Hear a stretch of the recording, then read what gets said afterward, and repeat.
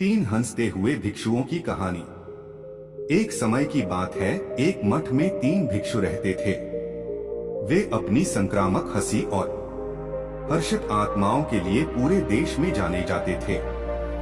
एक दिन एक यात्री ज्ञान की तलाश में मठ में आया। उन्हें यह देखकर आश्चर्य हुआ कि भिक्षु दैनिक ध्यान के दौरान भी एक दूसरे के साथ हंसी मजाक कर रहे थे। यात्री ने भिक्षुओं से पूछा, आप लोग हमेशा हंसते मुस्कुराते क्यों रहते हैं? क्या आपको गंभीर नहीं होना चाहिए और अपनी आध्यात्मिक प्रथाओं पर ध्यान केंद्रित नहीं करना चाहिए? पहले भिक्षु ने उत्तर दिया, हम हंसते हैं क्योंकि जीवन एक उपहार है और हमें इसका आनंद लेना चाहिए। हम खुद को बहुत गंभीरता से नहीं लेते क्योंकि इससे हम दुखी हो जाएंगे। दूसरे भिक्षु ने कहा, हंसी सबसे अच्छी दवा है। यह हमारे शरीर और दिमाग से तनाव और नकारात्मकता को दूर करने में मदद करता है।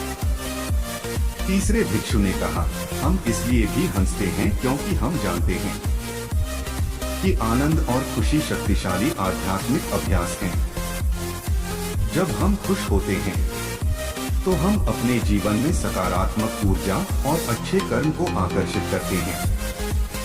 यात्री भिक्षुओं की बुद्धिमत्ता और हर्षित भावनाओं से आश्चर्यचकित था। वह कई दिनों तक मठ में रहे, उनसे सीखा और उनकी हंसी में हिस्सा लिया। अंत में यात्री नवीनीकृत और प्रेरित महसूस करते हुए मठ से चला गया। उन्होंने जान लिया था कि हंसी और खुशी न केवल शरीर और दिमाग के लिए अच्छे हैं, बल्कि आध्यात्मिक विकास और ज्ञानोदय के लिए भी शक्तिशाली उपकरण हैं।